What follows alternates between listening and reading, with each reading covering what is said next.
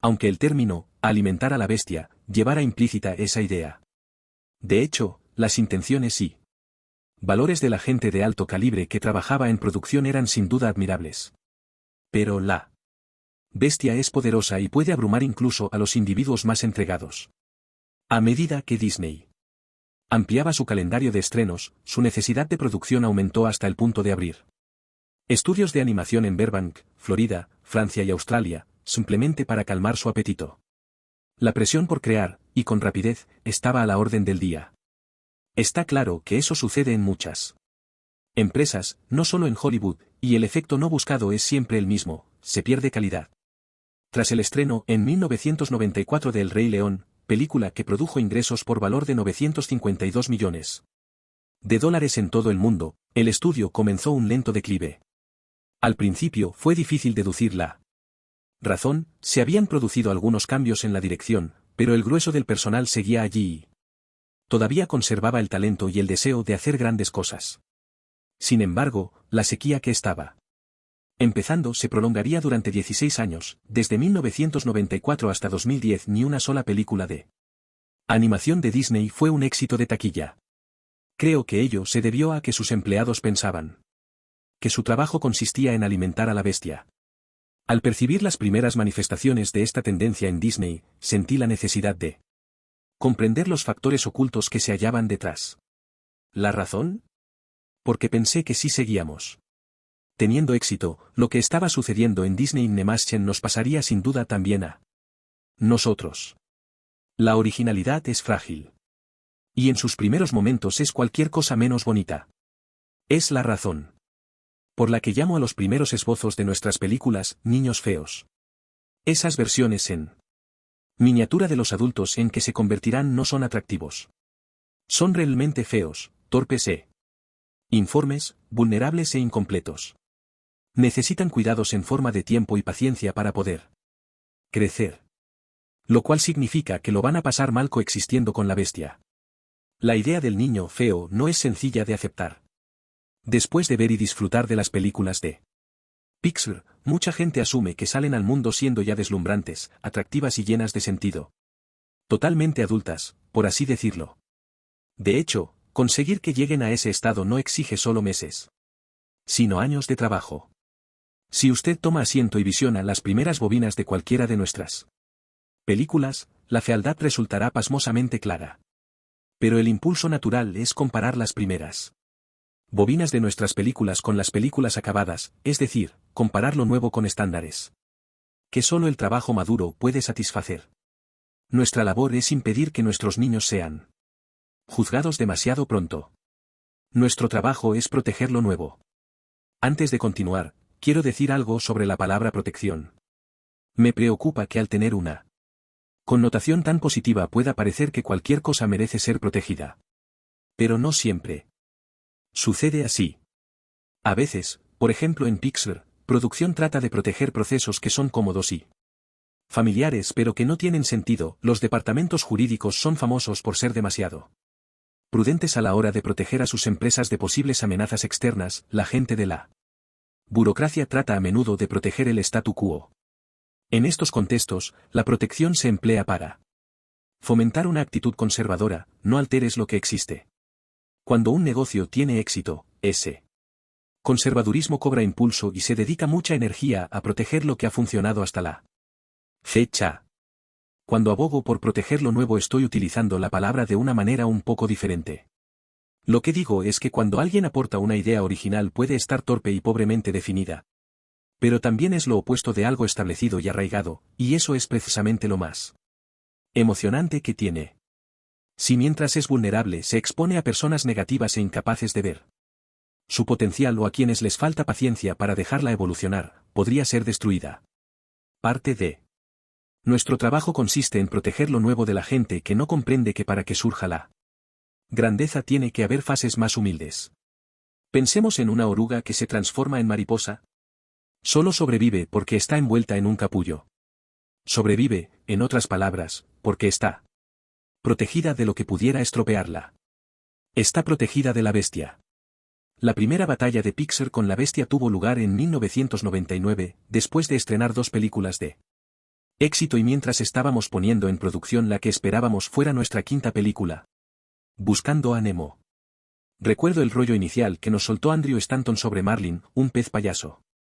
Sobreprotector, y su búsqueda de Nemo, el hijo raptado.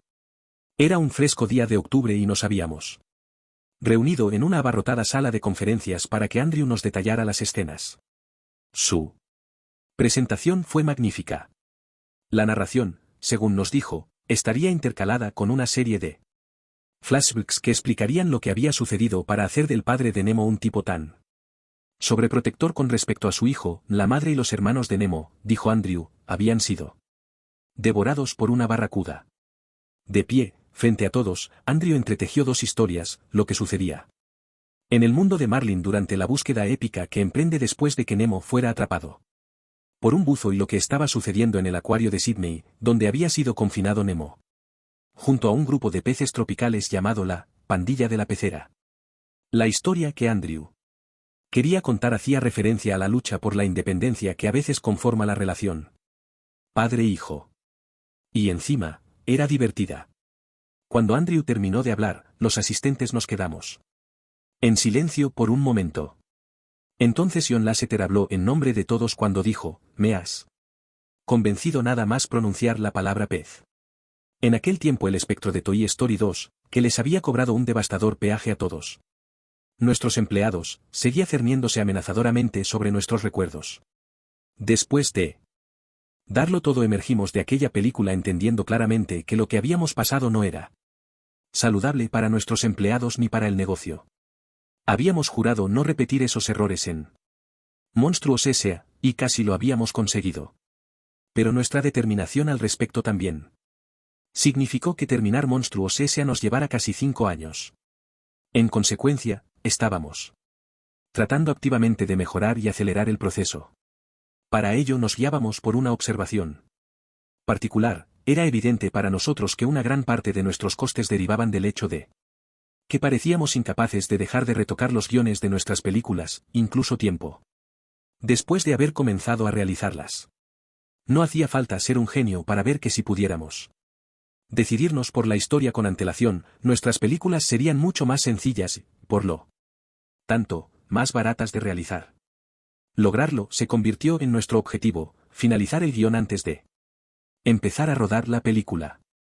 Tras la portentosa charla de Andrew, Buscando a Nemo parecía el proyecto perfecto para poner a prueba nuestra teoría. Mientras le decíamos a Andrew que siguiera adelante, confiábamos en que concretar el guión de antemano nos permitiría conseguir una película fantástica y al mismo tiempo una producción rentable. Al mirar atrás, me doy cuenta de que no tratábamos simplemente de ser más eficientes. Esperábamos evitar la parte enrevesada, y a veces desagradable, del proceso creativo. Intentábamos eliminar errores y, al hacerlo, alimentar a nuestra bestia de manera eficiente. Evidentemente, no pudo ser. Todos aquellos flashbacks que nos habían encantado durante la presentación de Andrew demostraron ser confusos cuando los vimos en las primeras pruebas.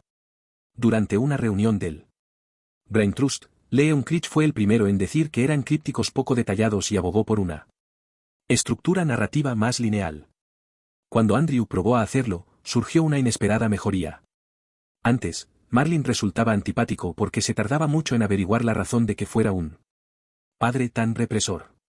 Ahora, con un planteamiento más cronológico, Marlin resultaba más atractivo y simpático. Además, Andrew descubrió que su intención de entretejer dos historias, una acción se desarrollaba en el océano y la otra en el acuario, era mucho más complicada de lo que había imaginado. La historia de la pandilla de la pecera, considerada en un principio el tema principal, se convirtió en un subtema.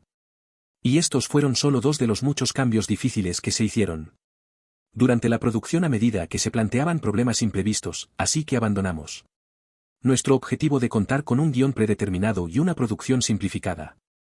A pesar de nuestras esperanzas de que Buscando a Nemo fuera la primera película que cambiara nuestra forma de funcionar, terminamos haciendo tantos ajustes durante su producción como en cualquiera de las otras películas que habíamos realizado con anterioridad.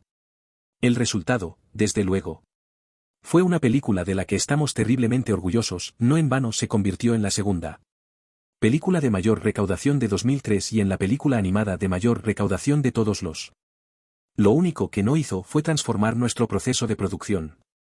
Mi conclusión en aquel tiempo fue que finalizar el guión antes de que empezara la producción seguía siendo una meta importante, sencillamente, nosotros todavía no lo habíamos conseguido. Sin embargo, a medida que seguíamos haciendo películas, llegué a pensar que ese objetivo no solo era poco práctico, sino ingenuo. Al insistir en tenerlo todo bien controlado desde el principio, habíamos estado peligrosamente al borde de aceptar una falacia. Mejorar el proceso, hacer que resulte más sencillo y más barato, es una aspiración importante, algo sobre lo que trabajamos continuamente. Pero no es el objetivo. El objetivo es hacer algo grande. Lo veo a menudo en otras empresas, se produce una especie de inversión de valores, según la cual racionalizar el proceso o aumentar la producción suplanta la meta última. Todo el mundo piensa que está haciendo lo correcto, pero, en realidad, la empresa ha perdido el rumbo. Cuando la eficiencia o coherencia del volumen de trabajo no está equilibrada por otras fuerzas compensatorias igualmente potentes, el resultado es que las nuevas ideas, nuestros niños feos, no reciben la atención y la protección necesarias para crecer y madurar. Son abandonadas o nunca llegan a ser concebidas. Se pone el empeño en hacer proyectos más seguros que remeden aquellos que dieron dinero simplemente por seguir haciendo algo, lo que sea, por ejemplo, El Rey León 3, película dirigida al mercado del vídeo en 2004, 6 años después de El Rey León 2, El orgullo de Simba. Esta forma de pensar produce artículos previsibles y poco originales porque impide el tipo de fermento orgánico que estimula la auténtica inspiración. Pero da de comer a la bestia. Cuando hablo de la bestia y el niño puede parecer todo muy en blanco o negro, la bestia es muy mala y el niño es muy bueno. Pero la verdad se encuentra en un lugar intermedio. La bestia es una glotona, aunque también una valiosa motivadora. El niño es puro y sin tacha, está lleno de potencial. Pero también está necesitado, es impredecible y puede hacerte permanecer despierto toda la noche. La clave está en que tus bestias y tus niños coexistan de forma pacífica, y eso requiere que mantengas varias fuerzas en equilibrio. ¿Cómo equilibramos esas fuerzas que parecen llevarse tan mal, especialmente cuando siempre parece que la lucha es muy desigual? Da la impresión de que las necesidades de la bestia superan siempre a las del niño, teniendo en cuenta que el valor real del niño suele ser desconocido o dudoso. Y puede seguir siéndolo durante muchos meses. ¿Cómo contenemos a la bestia, doblegando su apetito, sin poner en peligro nuestras empresas? Porque está claro que cada empresa necesita su propia bestia. El hambre de la bestia se traduce en fechas límite y urgencia. Eso es algo bueno. Siempre que la bestia se mantenga en su sitio. Y esa es la parte difícil. Muchos dicen que la bestia es una criatura avariciosa e irracional, insistente e imposible de controlar. Pero, de hecho, cualquier grupo que fabrica un producto u obtiene ingresos podría considerarse parte de la bestia, incluyendo el marketing y la distribución. Cada grupo opera según su propia lógica y muchos no son responsables de la calidad de lo que se fabrica ni comprenden bien su propio impacto sobre esa calidad. Sencillamente no es su problema, lo suyo es mantener el proceso en marcha y que fluya el dinero. Cada grupo tiene sus propias metas y expectativas y actúa de acuerdo con sus propios apetitos. En muchas empresas la bestia requiere tanta atención que adquiere un poder desmesurado. ¿Por qué? Porque es cara, si tenemos en cuenta los costes de la gran mayoría de las empresas.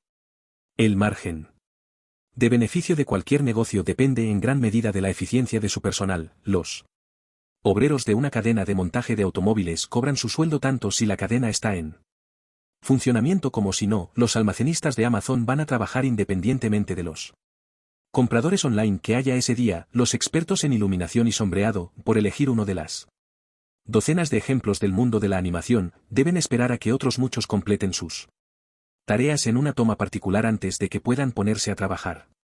Si la gente tiene que esperar demasiado tiempo, o si la mayoría de sus empleados no se dedica a hacer lo que a usted le produce ingresos, corre el riesgo de ser devorado desde dentro.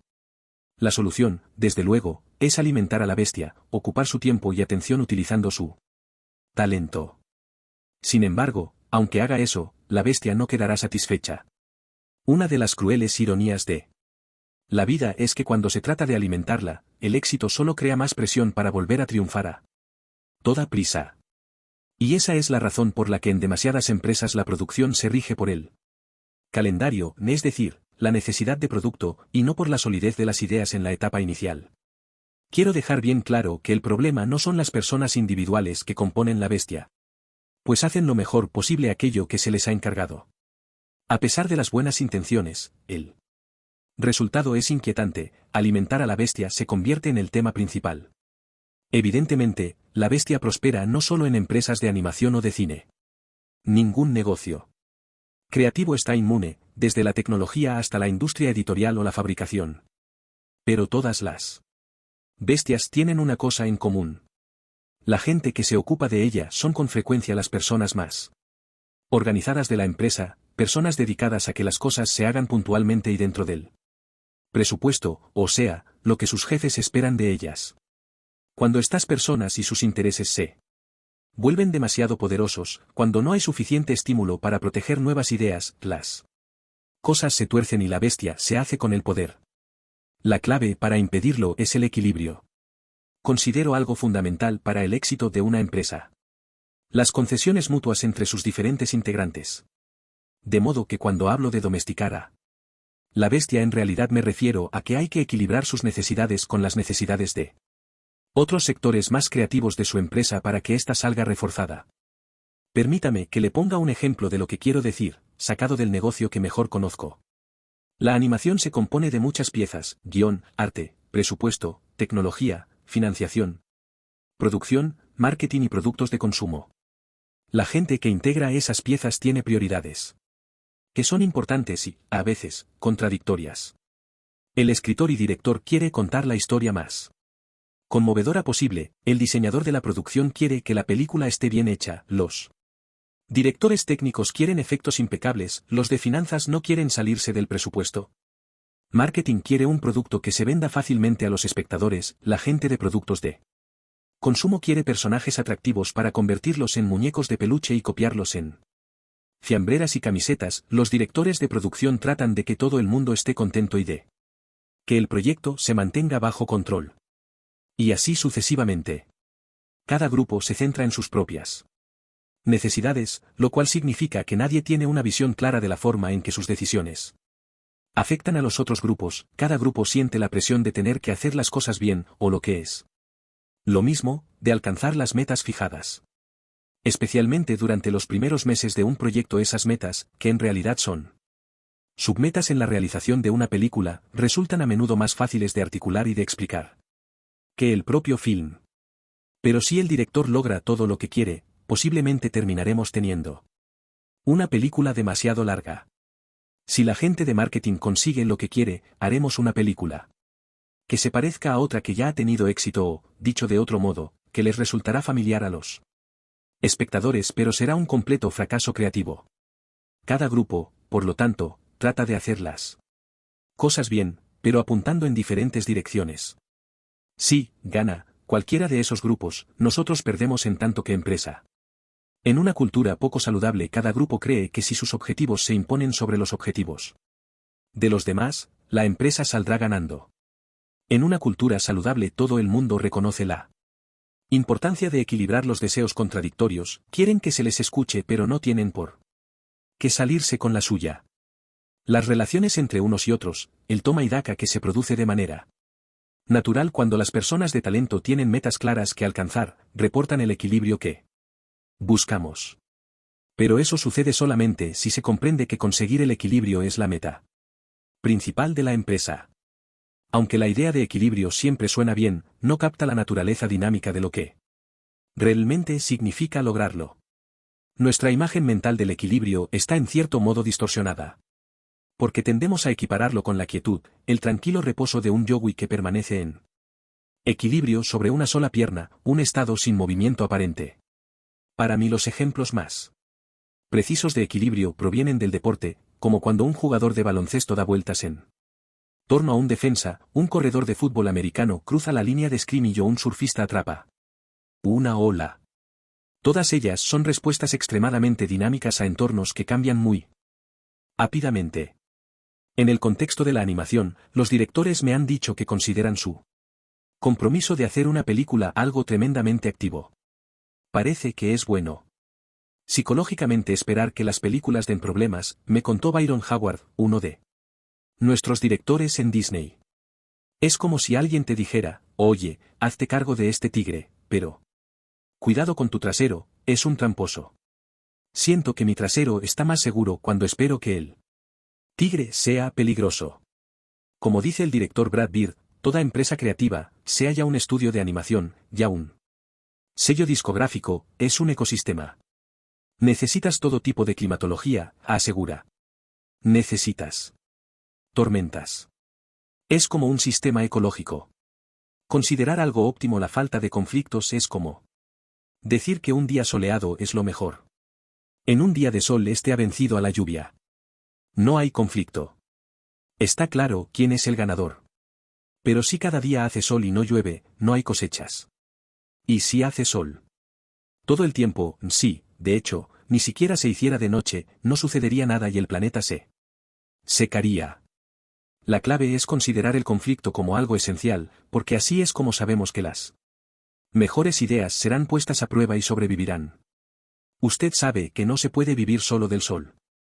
Es trabajo de la dirección ayudar a los demás a ver que el conflicto es saludable, una vía hacia el equilibrio que a largo plazo nos beneficiará a todos. Un buen gerente siempre debe vigilar en qué áreas se ha perdido el equilibrio. Por ejemplo, al ampliar nuestro personal de animación en Pixar, lo cual tiene el efecto positivo de permitirnos hacer más trabajo de calidad, aparece también un efecto negativo con el que debemos lidiar. Las reuniones se han vuelto más concurridas y menos íntimas, y cada participante tiene una parte proporcionalmente más pequeña de responsabilidad en la película terminada, cosa que puede equivaler a sentirse menos valorado. Por esa razón, hemos creado subgrupos más pequeños en los que se anima a departamentos e individuos a hacerse oír. Para poder efectuar correcciones de este tipo, para restablecer el equilibrio, los gerentes deben estar atentos y prestar mucha atención. En el capítulo 4 mencioné un momento clave del desarrollo de Pixar, cuando nos embarcamos en la realización de Toy Story 2, y nos dimos cuenta de que nunca fuimos partidarios de una cultura en la que unos empleados fueran considerados de primera clase, y otros, de segunda, en la que algunos formaran parte del equipo de primera y otros fueran relegados a uno de segunda. A algunos quizá les parezca idealista, pero era simplemente otra forma de decir que en nuestra cultura se debe preservar el equilibrio. Si se percibe que algunos empleados, o grupos o meta, son más importantes, o que son los ganadores, entonces no puede haber equilibrio. Imagine una tabla de equilibrio, uno de esos tableros de madera apoyados sobre un cilindro tumbado. El truco consiste en colocar un pie en cada extremo de la tabla, y luego trasladar el peso para ir logrando el equilibrio a medida que el cilindro se desplaza por debajo. No se me ocurre un ejemplo mejor del equilibrio y la capacidad de combinar dos fuerzas opuestas, la izquierda y la derecha. Pero aunque trate de explicarle cómo funciona, aunque le muestre vídeos y le sugiera diferentes métodos para hacerlo, nunca podré llegar a explicar del todo cómo lograr el equilibrio. Lo aprenderá únicamente haciéndolo, permitiendo que su mente, consciente e inconsciente, lo descubra. Mientras usted se mueve. En algunos trabajos no hay otra forma de aprender más que con la práctica. Colocándose usted mismo sobre un lugar inestable y viendo qué pasa. Suelo decir que los gerentes de empresas creativas deben aferrarse ligeramente a las metas y firmemente a las intenciones.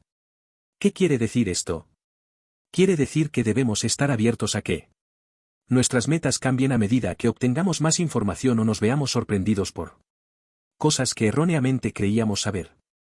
Mientras nuestras intenciones, o valores, permanecen constantes, nuestras metas pueden variar según sea necesario. En Pixar tratamos de no renunciar nunca a nuestra ética, nuestros valores y nuestra intención de crear productos originales y de calidad. Estamos dispuestos a ajustar nuestras metas a medida que aprendemos y a esforzarnos por hacerlas cosas bien, aunque no necesariamente la primera vez. Porque esa es, a mi parecer, la única manera de establecer esa otra cosa tan necesaria para la creatividad, una cultura que proteja lo nuevo. Durante muchos años formé parte de un comité que leía y seleccionaba artículos para ser publicados en SIGGRAPH, la conferencia anual de gráficos por ordenador que he mencionado en el capítulo 2. Se suponía que esos artículos presentaban ideas que hacían avanzar el campo. El comité se componía de las figuras más prominentes del área y a todos ellos les conocía. La tarea del grupo consistía en elegir artículos concienzudamente. En cada una de las reuniones me llamaba la atención que hubiera dos tipos de seleccionadores, los que buscaban fallos en los artículos y luego trataban de cargárselos, y quienes intentaban buscar y promover las buenas ideas. Cuando los protectores de ideas veían fallos, los señalaban amablemente, con objeto de mejorar el artículo, no de destriparlo. Lo curioso es que los asesinos de artículos no eran conscientes de que estaban realizando otra labor que, en mi opinión, a menudo consistía en mostrar a sus colegas lo mucho que sabían ellos. Ambos grupos pensaban que estaban haciendo lo correcto, pero solo uno comprendía que al buscar algo nuevo y sorprendente estaba ofreciendo la clase más valiosa de protección. Puede que hacer comentarios negativos resulte divertido, pero es mucho menos valiente que dar la cara por algo no demostrado y ofrecerle una oportunidad de crecer.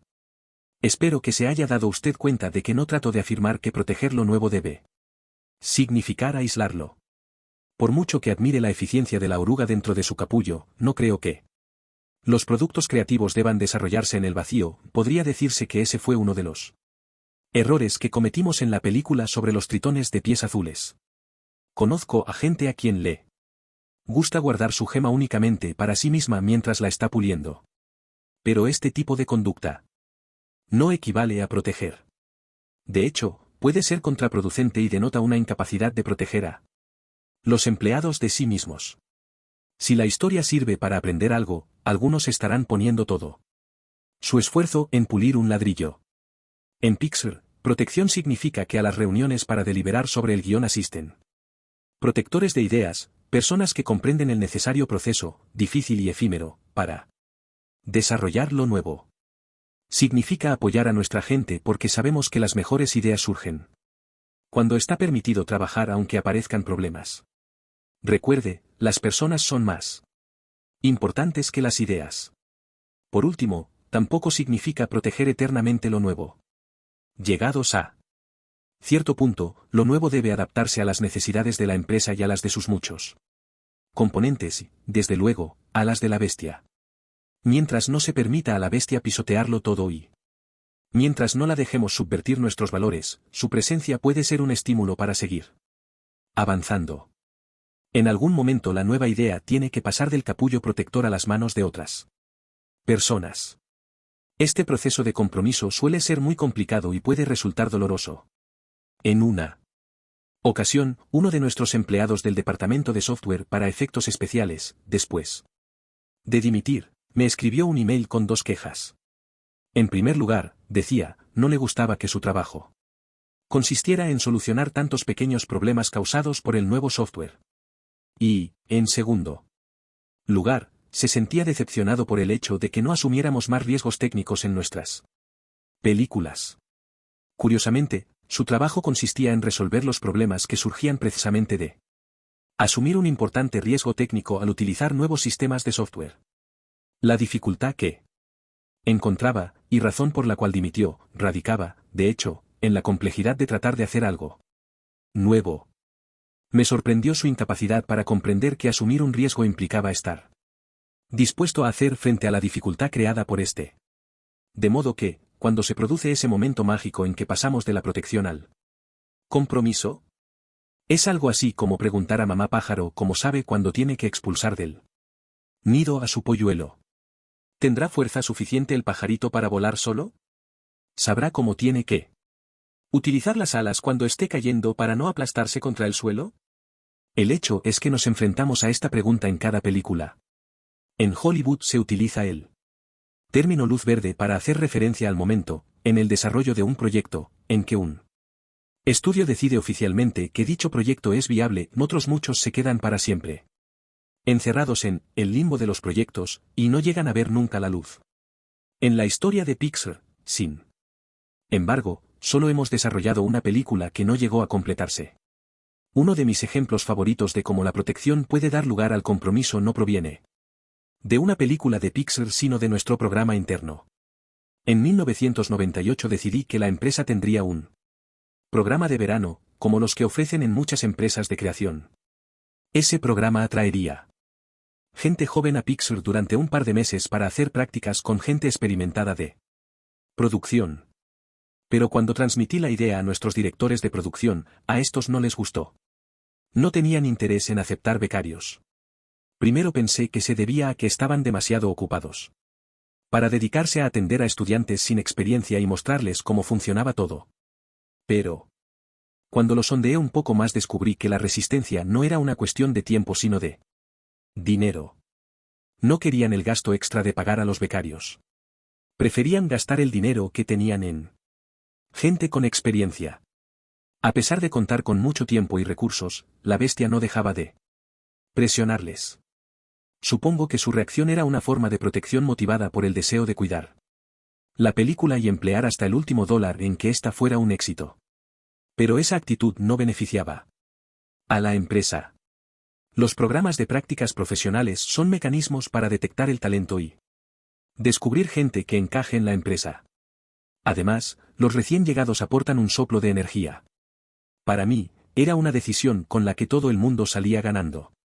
Supongo que sencillamente podría haber ordenado a nuestros directores de producción que añadieran el gasto de incorporar estudiantes en prácticas a sus presupuestos. Pero eso habría convertido esta nueva idea en algo antipático y molesto. Lo que hice, en cambio, fue que los becarios constaran como un gasto de la empresa. De ese modo estarían a disposición de cualquier departamento que quisiera aceptarlos, sin gastos extras. El primer año, Pixar contrató a 8 becarios, que fueron asignados a los departamentos técnico y de animación.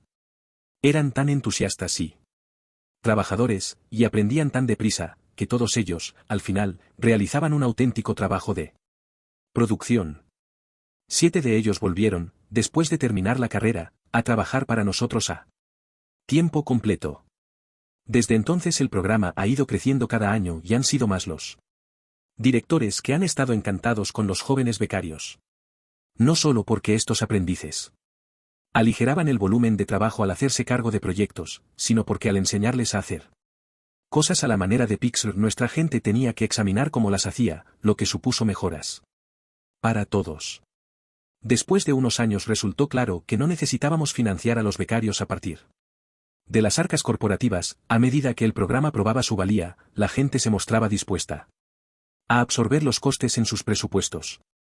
En otras palabras, el programa de prácticas profesionales al principio necesitó protección para abrirse camino, pero luego logró valerse por sí mismo.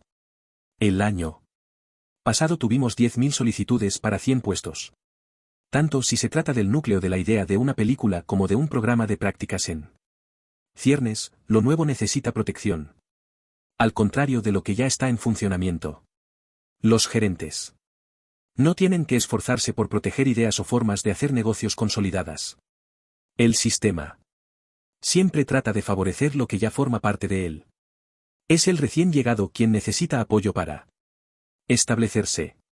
La protección de lo nuevo, del futuro, no del pasado, debe consistir en un esfuerzo consciente. No lo puedo evitar, pero de todas las películas de Pixar uno de mis momentos favoritos es aquel en que Anton Ego, el hastiado y temido crítico gastronómico de Ratatouille, entrega su reseña del Gusteaus, el restaurante dirigido por nuestro héroe, la rata Remy. Con la voz del gran Peter Otto Ole. Ego dice que el talento de Remy ha puesto en cuestión todas mis ideas preconcebidas sobre la gastronomía y me ha hecho ver las cosas claras. Su discurso, escrito por Brad Bird, tuvo el mismo efecto sobre mí, y resume hasta la fecha lo que pienso sobre mi trabajo. El trabajo de un crítico es fácil en muchos sentidos, dice Ego. Arriesgamos muy poco y sin embargo disfrutamos de una posición superior a la de quienes ofrecen su trabajo y a sí mismos a nuestra crítica. Nos encanta hacer malas reseñas, porque son divertidas de escribir y de leer. Pero la amarga verdad a la que debemos enfrentarnos los críticos es que en el gran esquema de las cosas, cualquier mal producto es probablemente más valioso que la crítica que nosotros hacemos de él. Pero hay ocasiones en las que el crítico se arriesga al descubrir y defender algo nuevo. El mundo suele ser cruel con el nuevo talento, con las creaciones nuevas. Lo nuevo necesita amigos. 8. Cambio y azar.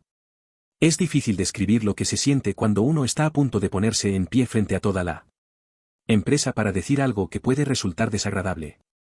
El día de 2006 en que Steve, John y yo convocamos a todos los empleados a una reunión para anunciar nuestra decisión de vender Pixar a Disney fue sin la menor duda una de esas situaciones. Sabíamos que la perspectiva de que nuestro pequeño estudio fuera absorbido por una entidad mucho mayor preocuparía a mucha gente. Aunque nos habíamos esforzado por proteger nuestra independencia, seguíamos esperando que los empleados temieran que la fusión afectara negativamente a nuestra cultura. Diré más sobre las medidas específicas que tomamos para proteger Pixar en un capítulo posterior, pero aquí quiero tratar de lo que ocurrió cuando, en mi ansia por aliviar los miedos de mis colegas, me levanté y les aseguré que Pixar no iba a cambiar. Fue una de las cosas más estúpidas que he dicho en mi vida. Más o menos durante todo el año siguiente, siempre que queríamos probar algo nuevo o replantear una forma establecida de trabajar. Por mi oficina desfilaba un auténtico reguero de gente alarmada y disgustada. Prometiste que la fusión no iba a afectar nuestra forma de trabajar.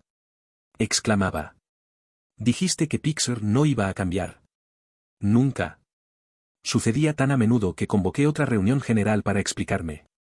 Lo que quise decir era que no íbamos a cambiar porque fuéramos adquiridos por una empresa más grande. Pero seguiremos experimentando los cambios por los que hubiéramos pasado en cualquier caso. Además, siempre estamos cambiando, porque el cambio es algo bueno. Me alegró haber podido explicarme. Pero no lo solucioné. Después de todo, antes de que por fin fuera asimilado, tuve que repetir 3 veces el discurso de, desde luego seguiremos cambiando. Lo que me resultó interesante fue que los cambios que habían producido tantas preocupaciones no tuvieran nada que ver con la fusión. Eran los ajustes normales que hay que realizar cuando una empresa se amplía y evoluciona. Es un disparate pensar que, por mucho que lo desees, se puede evitar el cambio. Pero, en mi opinión, tampoco habría que desear evitarlo. Sin cambio no se puede crecer ni tener éxito. Por ejemplo, mientras se realizaba la fusión estábamos evaluando cómo encontrar el equilibrio entre las películas originales y sus secuelas. Sabíamos que el público al que le gustaban nuestras películas estaba dispuesto a ver más historias relacionadas con esos mundos y, desde luego, el Departamento de Marketing y Productos de Consumo quiere películas que sean fáciles de vender, y sus secuelas siempre lo son. Sin embargo, si solamente hiciéramos secuelas, Pixar se marchitaría y moriría. Consideraba las secuelas como una especie de quiebra creativa. Aun sabiendo que las películas originales son más arriesgadas, necesitábamos un flujo constante de nuevas ideas. Reconocíamos que las secuelas, con posibilidades de funcionar bien en taquilla, nos dejaban margen para asumir esos riesgos. Por lo tanto, llegamos a la conclusión de que la combinación de una película original al año con una secuela cada 2 o 3 películas originales cada 2 años, parecía una forma razonable de mantenernos saludables tanto financiera como creativamente. Hasta entonces Pixar solo había realizado una secuela, Toy Story 2. De modo que, como tomamos la decisión tan inmediatamente después de la fusión, muchas personas pensaron que Disney nos estaba presionando para que hiciéramos más secuelas. Eso no fue lo que pasó. De hecho, Disney nos dio mucha libertad. Aunque así lo dijimos en aquel tiempo, nuestras palabras fueron recibidas con escepticismo. Hubo un malentendido similar en lo relativo a la cuestión del espacio para oficinas. A medida que contratábamos más gente para hacer frente a mayores exigencias de producción, el edificio principal de Pixar se quedó pequeño. Al necesitar más espacio, alquilamos un anexo unas cuantas manzanas más lejos para albergar la siguiente producción que estábamos desarrollando, Brab, así como a los ingenieros del grupo de herramientas de software que estaban trabajando en una nueva generación de nuestro software de animación. Poco después la gente volvió a presentarse en mi oficina. Querían saber por qué estábamos separando a nuestros ingenieros de herramientas de todos los artistas de producción salvo los que estaban trabajando en Brab. ¿Por qué estábamos separando a los departamentos artístico y de guiones tan acostumbrados a estar cerca? En resumen, parecía que cualquier cuestión, fuera grande o pequeña, que surgiera en aquellos tiempos debía ser achacada a la fusión. Dijiste que las cosas no iban a cambiar.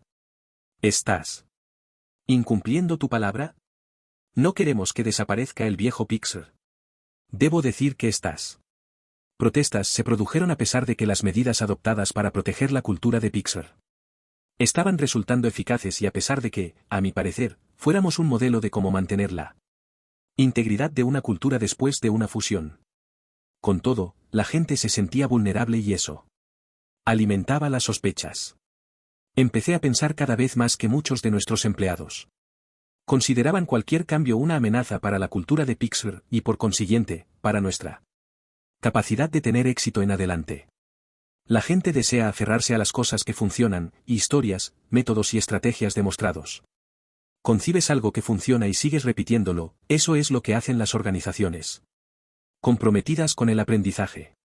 Y como nosotros hemos tenido éxito, nuestros métodos salen reforzados y nos convertimos en más resistentes al cambio si cabe. Además, debido precisamente a la inevitabilidad del cambio, la gente lucha por aferrarse a lo que conoce. Lamentablemente a veces no somos capaces de distinguir entre lo que funciona y merece la pena conservar y lo que nos está refrenando y deberíamos descartar.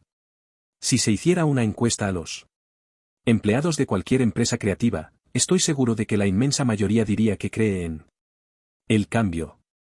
Pero mi experiencia tras la fusión me enseñó algo muy diferente: el miedo al cambio, innato, pertinaz y resistente a la razón, es una fuerza poderosa.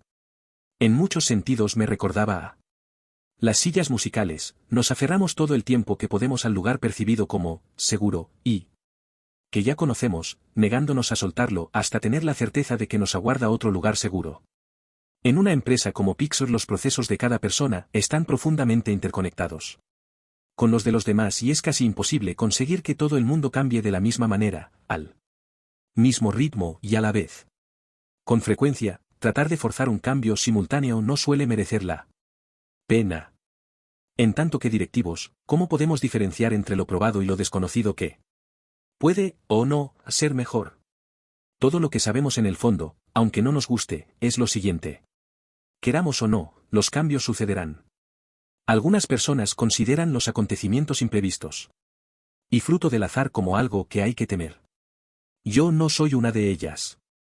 Creo que el azar no solo es inevitable, es parte de la belleza de la vida. Reconocerlo y apreciarlo nos ayuda a dar una respuesta constructiva cuando nos vemos sorprendidos por él. El miedo hace que la gente busque la certidumbre y la estabilidad, aunque ni la una ni la otra garanticen la seguridad que implican. Prefiero adoptar una actitud diferente. En lugar de temer al azar, creo que podemos tomar decisiones para apreciar su auténtica naturaleza y dejar que trabaje a nuestro favor. Lo imprevisible es el terreno en el que surge la creatividad. Nuestra 10ª película, se convertiría en uno de nuestros films más originales y emocionalmente complejos, aunque también fue un estudio de caso sobre el cambio y el azar. Concebida y dirigida por Pete Docter, fue saludada por los críticos como una sentida aventura impecablemente aderezada de ingenio e intensidad. Pero puedo jurar que no dejó de cambiar durante su desarrollo. En la primera versión había un castillo flotando en el cielo, completamente desconectado del mundo de abajo. En ese castillo vivían un rey y sus 2 hijos, estos competían entre sí por heredar el reino. Los hijos eran totalmente opuestos y no se podían ver. Un día, ambos cayeron a la tierra. Mientras deambulaban por ella tratando de regresar a su castillo en el cielo, se encontraron con un ave de gran tamaño que les ayudó a comprenderse. Esta versión era interesante, pero no lográbamos hacerla funcionar. Cuando hicimos una presentación, quienes la vieron eran incapaces de empatizar con esos príncipes mimados o comprender las reglas de ese extraño mundo flotante. Pete recuerda que tuvo que esforzarse mucho por aclararse a sí mismo lo que estaba tratando de expresar. Yo estaba buscando un sentimiento, una experiencia de la vida, dice. Hay días en que el mundo me resulta abrumador, sobre todo cuando estoy dirigiendo un equipo de 300 personas. Así que a veces sueño despierto que huyo. Sueño muchas veces que me quedo aislado en una isla tropical o que recorro solo y a pie América. Creo que todos podemos identificarnos con la idea de desear huir de todo. Una vez que fui capaz de comprender lo que buscaba, pudimos retocar la historia para comunicar mejor ese sentimiento. Solo dos cosas sobrevivieron de aquella versión original, el ave zanquilarga y el título, A. En la siguiente etapa, Pete y su equipo introdujeron a un viejo, Carl Fredriksen, cuya relación amorosa de toda una vida con su novia de la infancia, Ellie, fue resumida en un brillante prólogo que determinaba el tono emocional del resto de la película. Después de la muerte de Ellie, un apesadumbrado Carl sujeta su casa a un enorme haz de globos que la va elevando lentamente hacia el cielo. Pronto descubre que le acompaña un polizón y entusiasta explorador, de 8 años llamado Russell. La casa aterriza por fin en un dirigible espía de la era soviética que está camuflado para parecer una nube gigante. Gran parte de esta versión se desarrollaba en esta aeronave hasta que alguien observó que aunque funcionaba bien con respecto a la historia, esta mantenía un ligero parecido con una idea relacionada con nubes de la que Pixar había comprado los derechos. Aunque Pete no se había inspirado en absoluto en esa idea, el parecido se dejaba sentir con demasiada fuerza. Así que el equipo regresó a la mesa de dibujo. En la tercera versión, Pete y su equipo desecharon la nube pero mantuvieron al viejo Carl, de 78 años, su compinche Russell, el ave zanquilarga y la idea de la casa elevada por el aire mediante globos. Carl y Russell llegaban volando en la casa hasta la cima plana de una montaña de Venezuela, de esas que allí se conocen como tepuyes, donde encontraban a un famoso explorador llamado Charles Mantz, al que Fredriksen había leído y admirado en su juventud. La razón de que Mantz siguiera vivo era que el ave mencionada ponía huevos que tenían el efecto mágico de rejuvenecer a quien los comía. Sin embargo, la mitología relacionada con los huevos era complicada y estorbaba para el desarrollo de la historia principal, tenía demasiado peso como subhistoria. Así que Pete la revisó de nuevo. En la cuarta versión desaparecieron los huevos rejuvenecedores. Pete los suprimió. Pero ello nos procuró un problema cronológico, aunque la línea argumental emocional funcionaba bien, la diferencia de edad entre Mantz y Carl, que lo había admirado desde su infancia, era tal que sobrepasaba los 100 años. Pero era demasiado tarde para arreglarlo, al final, sencillamente decidimos dejarlo tal cual. Con los años hemos descubierto que si la gente disfruta del mundo que has creado, te perdonará las pequeñas incoherencias, si llegan a detectarlas. En este caso nadie se dio cuenta, si alguien lo hizo, no le importó. Hubo de pasar por todos esos cambios que se produjeron no durante meses sino durante años, para encontrar su razón de ser. Lo cual significa que la gente que trabajó en App tuvo que ser capaz de asumir esa evolución sin sentir miedo, bloquearse o descorazonarse. También ayudó que Pete comprendiera lo que sentían. Hasta que no terminé de dirigir Monstruos S.A. no me di cuenta de que el fallo es una parte saludable del proceso, me dijo. Durante la realización de esa película yo me lo tomaba como una cuestión personal, creía que mis errores eran debidos a carencias personales y que si fuera mejor director no los cometería. Hoy en día, dice, todavía, tiendo a descontrolarme y bloquearme si me siento abrumado. Cuando esto sucede, se suele deber a que siento que el mundo se está derrumbando. Y todo está perdido. Un truco que he aprendido es obligarme a mí mismo a hacer una lista de las cosas que están mal. Por lo general, en cuanto hago la lista, descubro que puedo agrupar la mayor parte de las cuestiones en 2 o 3 problemas más importantes. Así que las cosas no están tan mal.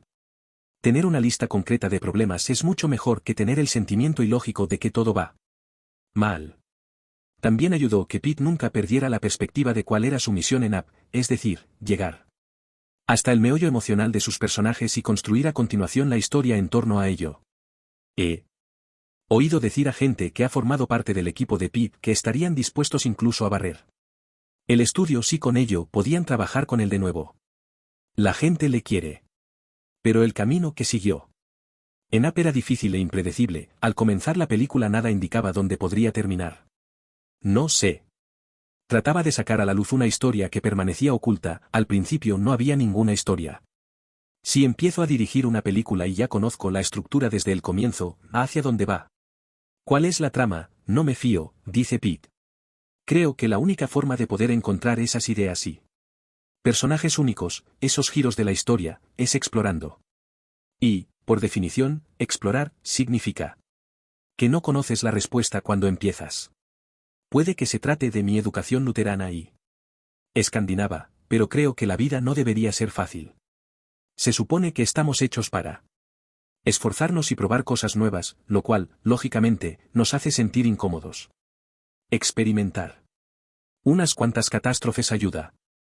Una vez que la gente sobrevivió a Bichos y a Toy Story 2 se dio cuenta de que la presión produce algunas ideas nuevas y estupendas.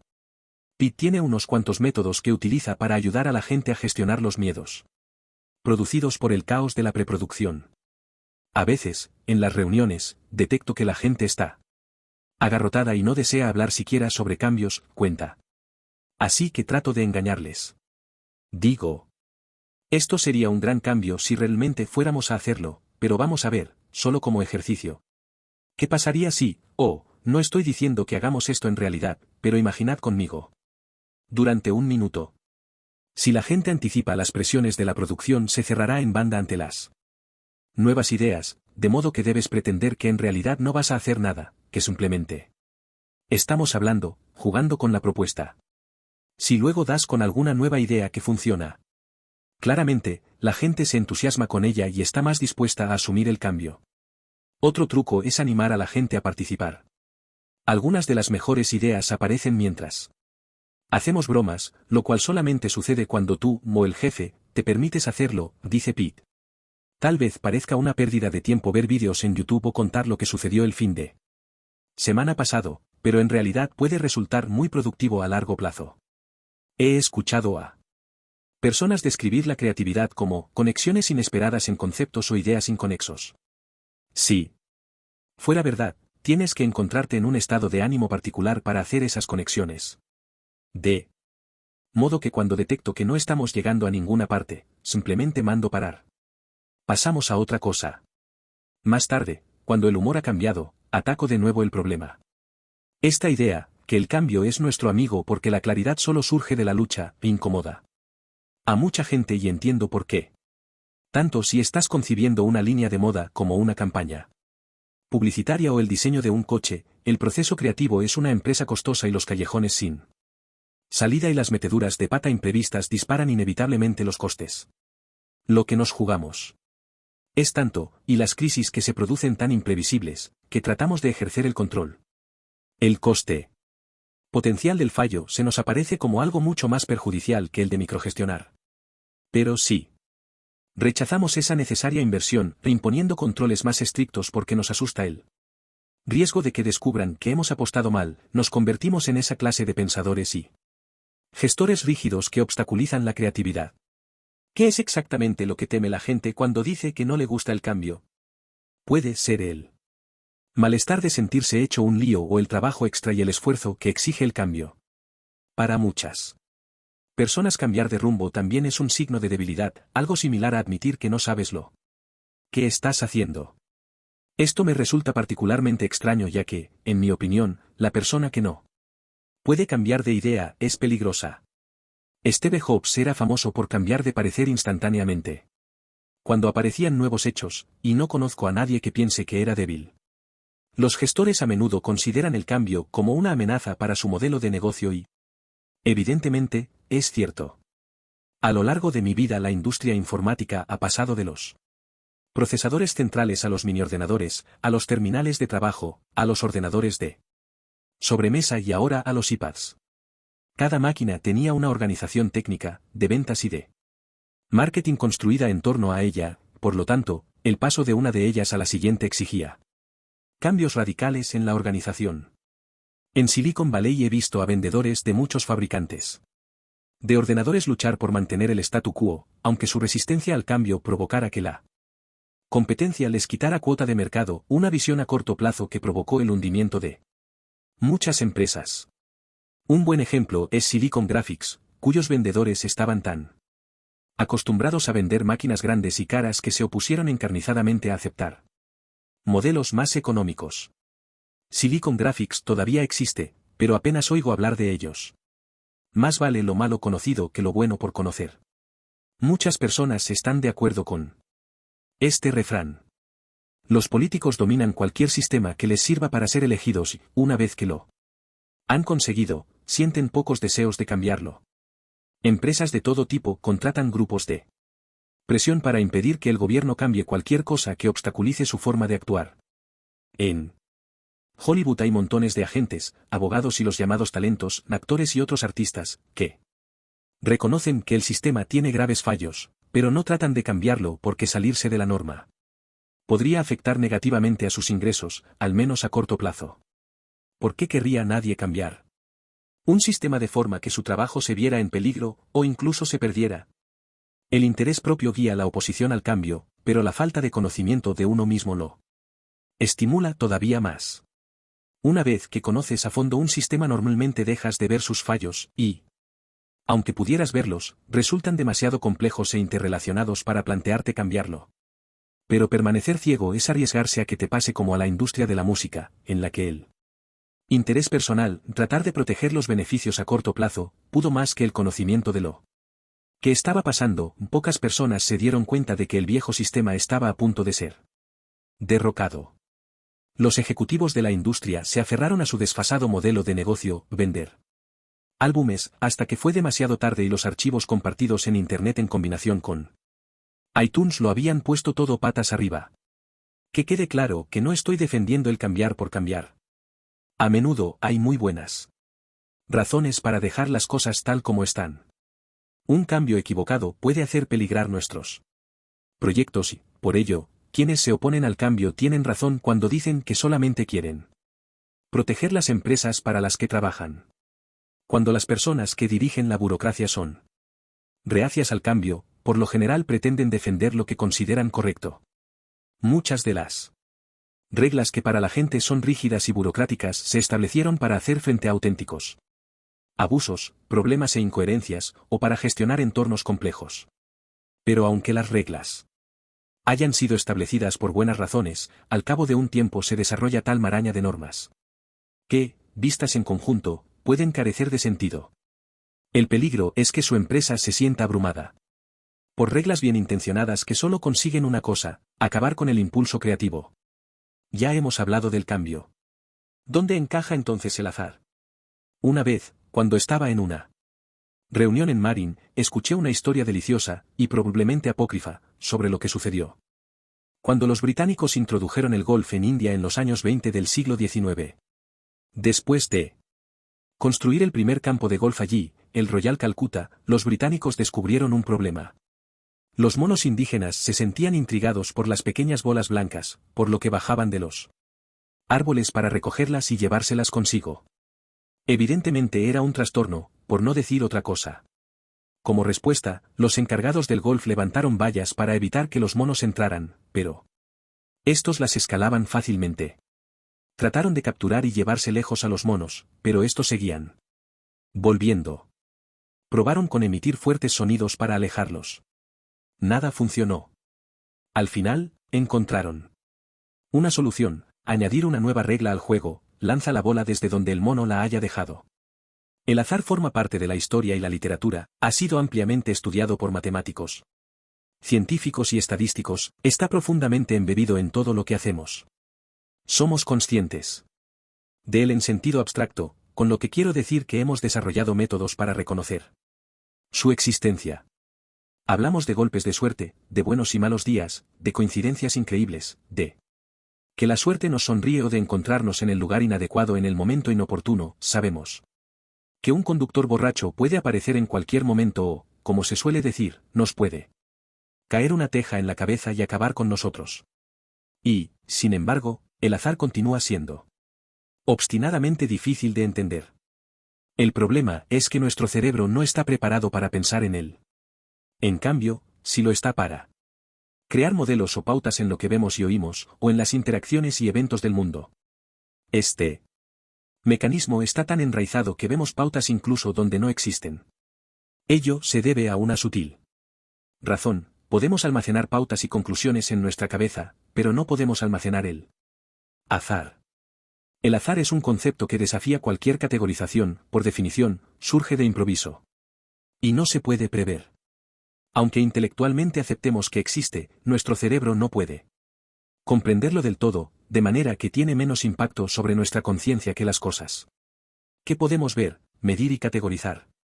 Veamos un ejemplo sencillo: usted sale tarde de casa pero consigue llegar a tiempo a la reunión que tiene a las 9 de la mañana.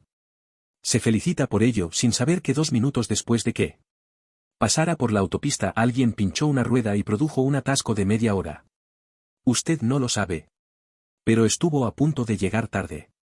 Quizá haya sacado la conclusión de que mañana puede permitirse dormir un poco más. Pero en caso de haber estado en aquel atasco, la conclusión que hubiera sacado sería la contraria: no volver a salir nunca tarde de casa. Dado que tendemos a conceder gran importancia a las pautas que vemos, ignoramos las cosas que no podemos ver y hacemos deducciones y predicciones de acuerdo con ellos. Aquí radica el problema de tratar de comprender el azar. Las pautas reales están mezcladas con sucesos aleatorios de manera que es extraordinariamente difícil diferenciar entre suerte y competencia. Llegó pronto al trabajo porque salió a tiempo de casa, lo planificó con antelación y condujo con cuidado. ¿O se encontraba simplemente en el lugar y el momento adecuados? La mayoría de las personas se inclinaría por la primera respuesta sin pensarlo, sin reconocer siquiera que la segunda también era una opción. Mientras tratamos de aprender del pasado, creamos pautas de pensamiento basadas en nuestras experiencias sin darnos cuenta de que las cosas que sucedieron tienen una ventaja injusta sobre las que no sucedieron. En otras palabras, no podemos verlas alternativas que también podrían haber sucedido de no haber sido por algún evento fortuito.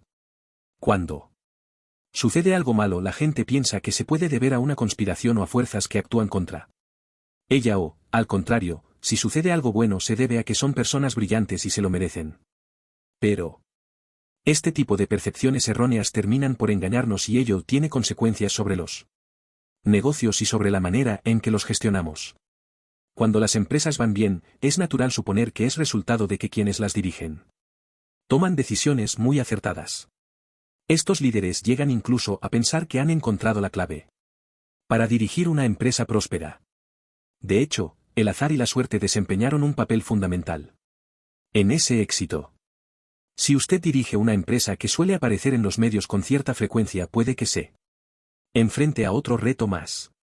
Los periodistas tienden a buscar pautas que puedan explicarse con un número relativamente pequeño de palabras. Si usted no ha hecho la labor de separar lo que es azar de lo que ha realizado intencionadamente, se verá fuertemente influido por el análisis de observadores ajenos, que suele ser excesivamente simplificado. Cuando se gestiona una empresa que sale a menudo en las noticias, como Pixar, debemos tener cuidado de no creernos todo el bombo publicitario. Lo digo sabiendo lo difícil que es resistirse a él, especialmente cuando te están halagando y te sientes tentado a pensar que somos fantásticos. Pero la verdad es que resulta imposible tener en cuenta todos los factores implicados en cualquier éxito, y en cuanto conozco uno más, tengo que revisar lo que pienso. No se trata de un punto débil ni de un fallo. Es la realidad. La física es una disciplina que trata de encontrar los mecanismos mediante los cuales funciona nuestro mundo. Una idea muy influyente en física es el famoso principio conocido como la navaja de Occam, atribuido a Guillermo de Ockham, lógico escolástico inglés del siglo XIV.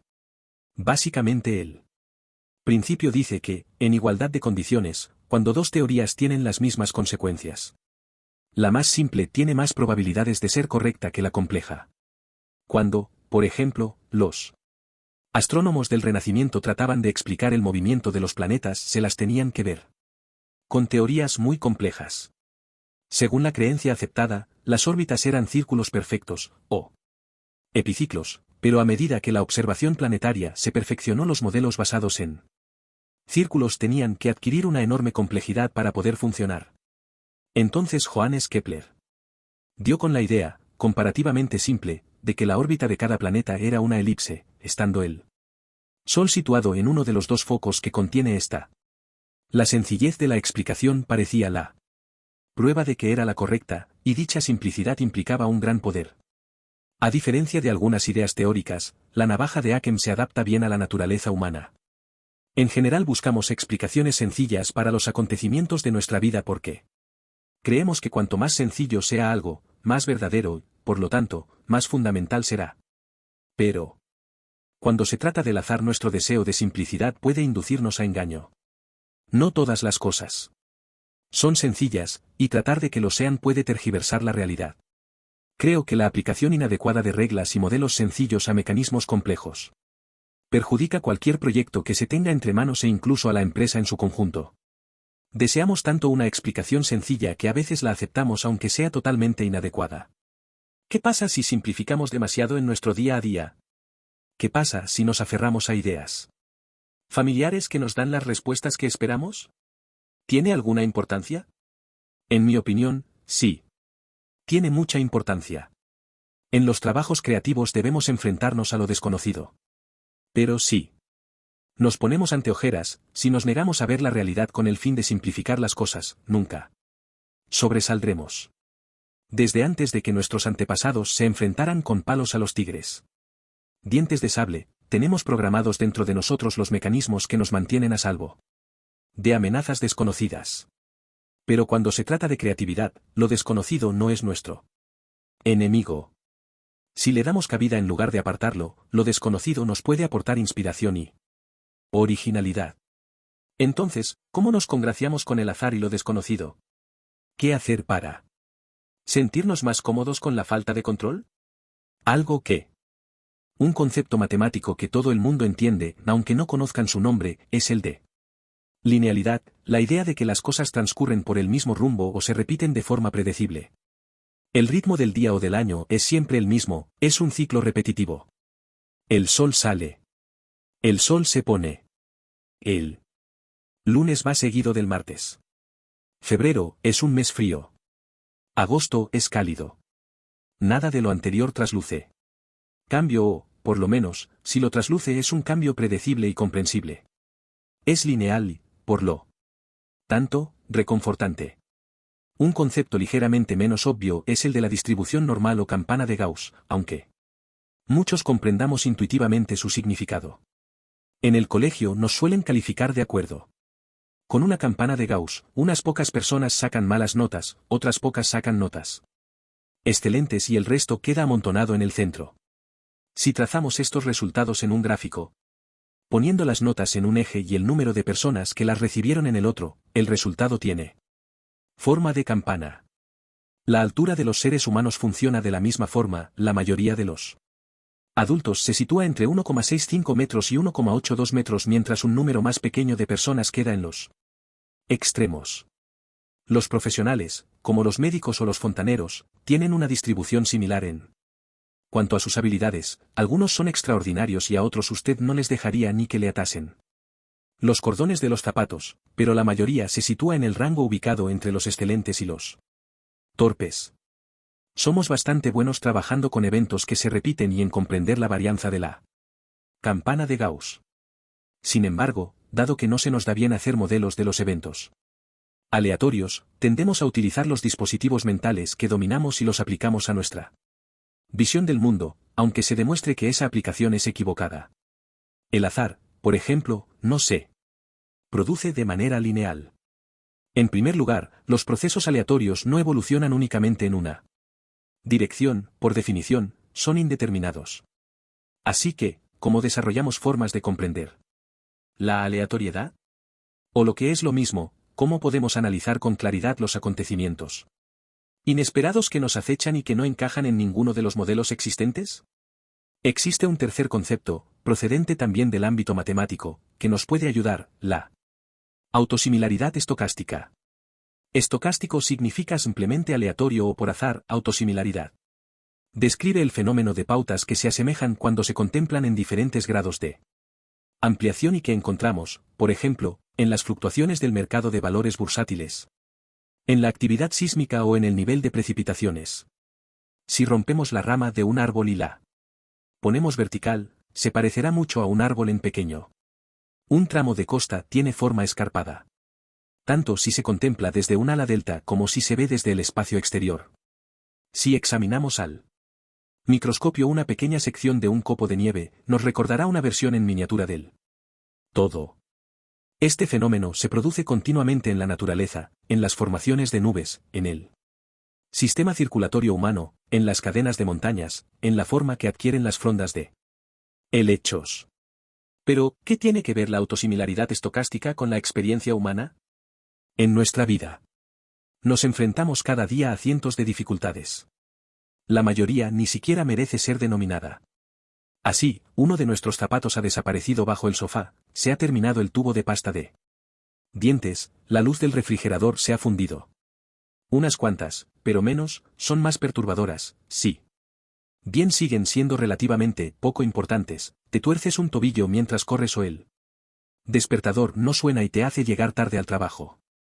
Un número aún menor de ellas produce trastornos más serios, no te tienen en cuenta para un ascenso tal como habías esperado, riñes acaloradamente con tu cónyuge. Las menos, tienes un accidente de coche, se rompe una cañería de agua en el sótano, tu bebé se rompe un brazo.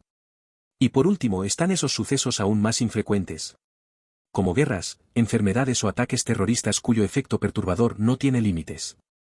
Así que, por lo general conviene que cuanto más impacto tenga un acontecimiento, más raro sea. Pero al igual que la rama parece un árbol en miniatura, esos retos, aunque sean de diferentes magnitudes, tienen más en común de lo que piensa la gente. Recuerde que mientras asignamos rápidamente pautas y causas a un acontecimiento después de que se produzca, ni siquiera somos capaces de verlo venir con antelación. En otras palabras, aunque más tarde podamos atribuirlo a una pauta, los eventos aleatorios no se producen puntualmente o según un programa preestablecido. La distribución y la naturaleza de los problemas varían considerablemente. Según las personas, mis problemas se parecen a los suyos, pero no son exactamente los mismos. Además, la aleatoriedad no se produce en el vacío. Se superpone a las pautas regulares y repetibles de nuestras vidas, por lo tanto, suele estar oculta. A veces tiene lugar un acontecimiento de gran magnitud que lo cambia todo. Cuando esto sucede, acostumbra a afirmar la tendencia humana a tratar los grandes acontecimientos como algo fundamentalmente diferente de los de menor magnitud. Dentro de las empresas eso es un problema. Cuando colocamos los contratiempos en dos bandejas diferentes, la bandeja de las cosas, como de costumbre, y la bandeja de las cosas, ay, Dios mío. Y les damos tratamientos diferentes, nos estamos buscando problemas. Nos vemos tan inmersos en los grandes problemas, que pasamos por alto los pequeños, y no nos damos cuenta de que algunos de ellos tendrán consecuencias a largo plazo. Son, por lo tanto, grandes problemas en potencia. Pienso que lo que hay que hacer es abordar los problemas grandes y pequeños con los mismos valores y emociones porque, de hecho, son autosimilares. En otras palabras, es importante que no nos dejemos llevar por el pánico ni culpemos a alguien cuando se alcance cierto umbral y penetramos en la bandeja del «ay, Dios mío», que he mencionado antes. Tenemos que ser lo suficientemente humildes para reconocer que se pueden producir imprevistos y que no es culpa de nadie. Un buen ejemplo de lo anterior ocurrió durante la realización de Toy Story 2. Anteriormente, mientras describía la evolución de esa película, expliqué que nuestra decisión de replantearla cuando ya estaba tan avanzada produjo un cataclismo en nuestro personal. Ese cataclismo fue el evento inesperado de gran magnitud, y la respuesta que le dimos se ha convertido en parte de nuestra mitología. Pero unos 10 meses antes de que se diera orden de comenzar de nuevo, en el invierno de 1998, nos vimos sacudidos por una serie de 3 eventos aleatorios de menor importancia, el primero de los cuales puso en peligro el futuro de Pixar. Para comprender el primer evento, es necesario saber que confiamos en máquinas Unix y Linux para almacenar los miles de archivos informáticos correspondientes a las tomas de cualquier película. En esas máquinas hay un comando, /bin /rm, r, f asterisco, que lo elimina todo del sistema de archivos con gran rapidez. Probablemente ya se imagina usted lo que pasó, alguien pulsó accidentalmente ese comando en los discos donde se almacenaban los archivos de Toy Story 2. No. Solo algunos de los archivos, sino todos los datos que componían las imágenes, desde objetos hasta fondos, y desde la iluminación hasta el sombreado. Todo había sido borrado del sistema. Primero. En resumen, no malgastamos tiempo echando las culpas a nadie. Después de perder la película, nuestra lista de prioridades era, por este orden, 1. Restaurar la película, 2. Arreglar nuestros Sistemas de seguridad. 3. Instalar medidas de precaución mucho más estrictas para que fuera mucho más difícil acceder al comando de borrado directo. Pero había algo que no estaba en la lista: encontrar a la persona responsable que le dio a la tecla. Que no debía y castigarla por ello. Algunas personas cuestionarán esa decisión, aduciendo que por muy valioso que sea crear un entorno de confianza, asignar responsabilidades sin la obligación de tener que rendir cuentas puede socavar las expectativas de excelencia. Yo estoy a favor de la rendición de cuentas. Pero, en este caso, mi razonamiento fue el siguiente: nuestra gente tiene buenas intenciones. Pensar que se pueden controlar o evitar los problemas fruto del azar cargándole las culpas a alguien es simplista y poco acertado. Además, si dices que es importante dejar que la gente con la que trabajas resuelva sus propios problemas, tienes que ser consecuente. A posteriori habrá que analizar la situación en profundidad, desde luego, para asegurarse de que todo el mundo comprenda la importancia de esforzarse por evitar ese tipo de problemas en el futuro. Pero siempre, siempre, hay que practicar lo que se predica. ¿Qué tiene esto que ver con la autosimilaridad estocástica o aleatoria? En pocas palabras, cuando comienzas a darte cuenta de que los grandes y pequeños problemas están estructurados de manera similar, eso te ayuda a tomarte las cosas con más tranquilidad. Te ayudará además a permanecer abierto a una importante realidad: si a pesar de toda nuestra cuidada planificación no se puede evitar que surjan contratiempos, nuestro mejor método de respuesta será permitir que los empleados de cualquier nivel se hagan responsables de los problemas y confíen en sí mismos para solucionarlos. Queremos gente capaz de tomar medidas para resolver problemas sin pedir permiso.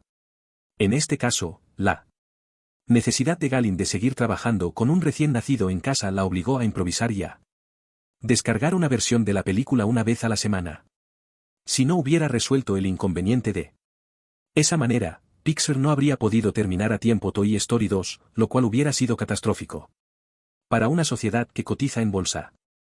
La gente que actúa sin un plan autorizado no debería ser castigada por ir por libre. Una cultura que permite a todos, sea cual sea su puesto, detener la cadena de producción, tanto figurativa como literalmente, aumenta el compromiso creativo de la gente dispuesta a ayudar. En otras palabras, debemos afrontar problemas inesperados con respuestas inesperadas. Estas últimas tienen que ver con nuestra interpretación de la línea existente entre lo grande y lo pequeño, y en realidad, entre lo bueno y lo malo, lo importante y lo no importante. Tendemos a pensar que existe una demarcación, una línea clara, entre los problemas menores, esperados y los cataclismos imprevistos. Eso nos impulsa a creer, equivocadamente, que deberíamos abordar esos dos fenómenos, esas dos bandejas, como las he llamado antes, de manera diferente. Pero no. Existe una línea clara. Los problemas grandes y los pequeños son, en lo esencial, lo mismo. Aquí aparece un concepto crucial, sin embargo, difícil de entender.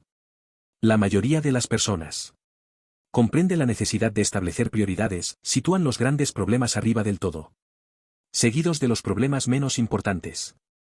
Sencillamente hay demasiados problemas pequeños para poder tenerlos en cuenta todos. De modo que trazan una línea horizontal por debajo que no traspasarán, canalizando todas sus energías hacia los que quedan por encima de esa línea. Creo que existe otra manera de enfocarlo: si permitimos que más gente resuelva problemas sin permiso, y si toleramos, ni no les echamos en cara, sus errores, permitiremos que se solucione una mayor cantidad de problemas. Cuando surja en estas circunstancias un contratiempo imprevisto, no se propagará el pánico, porque el miedo al fallo ha sido erradicado. La persona o la organización responde de la mejor manera posible porque no está bloqueada ni temerosa, ni espera la autorización. Se seguirán cometiendo errores, pero, según mi experiencia, serán menos, estarán más espaciados en el tiempo y se detectarán en las primeras etapas. Como he dicho, no siempre se descubre la magnitud del problema cuando aparece. Tal vez parezca pequeño, pero también puede ser la gota que colma el vaso. Si se tiende a colocar los problemas en bandejas, quizá no se sepa en qué lugar colocarlo. La dificultad radica en priorizar problemas por tamaño e importancia, ignorando a menudo los pequeños debido a su abundancia. Pero sí se traslada La responsabilidad de los problemas a todos los niveles de una organización, todo el mundo se sentirá libre y motivado para intentar resolver el problema que se le presente, ya sea grande o pequeño. No puedo predecir todo lo que harán o cómo responderán nuestros empleados a los apuros. Y eso es algo bueno. La clave es crear una estructura de respuesta que se adapte a la estructura del problema. La parte positiva de un gran cataclismo es que permite a los directivos enviar señales claras a los empleados acerca de los valores de la empresa en función del papel que cada persona debe desempeñar en ella. Cuando, ante los fallos de una película que se está realizando, respondemos borrándola y comenzando todo de nuevo, estamos diciendo a la gente que valoramos la calidad de nuestras películas por encima de cualquier otra cosa. Hasta ahora me he referido al azar en el contexto de los acontecimientos. Pero el potencial humano también puede ser imprevisible. He conocido algunos genios con los que era tan horrible trabajar que tuvimos que dejar de contar con ellos, y a la vez, algunos de nuestros empleados más brillantes, encantadores y eficaces fueron descartados por otros patronos por no ser ninguna de esas cosas. Sería estupendo si hubiera alguna píldora mágica para convertir a las personas difíciles en seres tratables, pero no la hay. Sencillamente, existen demasiadas características personales desconocidas e inconmensurables para pretender que sabemos hacerlo. Todo el mundo dice que quiere contratar gente excelente, pero la verdad es que, al principio, no sabemos realmente quién destacará. Creo que ¿conviene establecer un marco para encontrar personas con talento y fomentar luego la excelencia? Sabemos que muchas sobresaldrán, pero, por más que prometieran, no todos lo harán. Cuando Walt Disney vivía, tenía un talento tan singular que a todo el mundo le resultaba difícil concebir qué sería de la empresa sin él. Efectivamente, tras su muerte no hubo nadie capaz de reemplazarlo. Durante años los empleados de Disney trataron de mantener vivo su espíritu, preguntándose constantemente, ¿qué haría Walt en este caso? Quizá pensaban que si se hacían esa pregunta darían con algo original, seguirían siendo fieles al espíritu pionero de Walt. De hecho, esta forma de pensar solo consigue el efecto contrario. Dado que impulsaba a mirar hacia atrás en lugar de hacia adelante, mantenía la empresa aferrada al statu quo. Se había apoderado de ella el miedo al cambio. Steve Jobs estaba muy al tanto de esta historia y solía repetirla a la gente de Apple, añadiendo que él no quería que la gente se preguntara, ¿qué haría Steve? Nadie, ni Walt, ni Steve, ni la gente de Pixar, logró nunca el éxito creativo aferrándose simplemente a lo que antes había funcionado. Cuando echo la vista atrás, hacia la historia de Pixar, tengo que reconocer que muchas de las buenas cosas que pasaron podrían fácilmente haber sido diferentes por completo. Steve podría habernos vendido, y lo intentó más de una vez.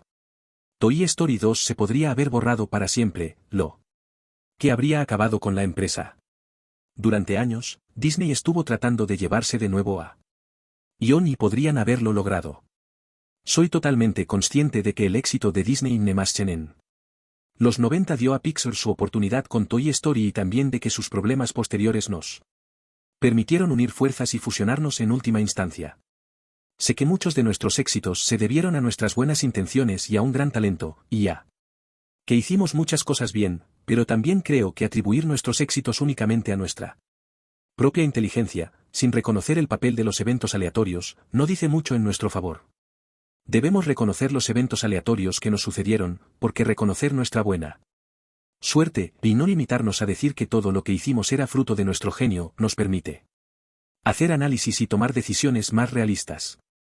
La existencia de la suerte también nos recuerda que nuestros actos no son tan repetibles. Dado que el cambio es inevitable, la pregunta es, ¿tus acciones están encaminadas a impedirlo y a tratar de protegerte de él o, al contrario, a controlar el cambio, aceptándolo y estando abierto a él? Lo que creo es que la creatividad consiste precisamente en saber trabajar con el cambio. 9. Lo oculto.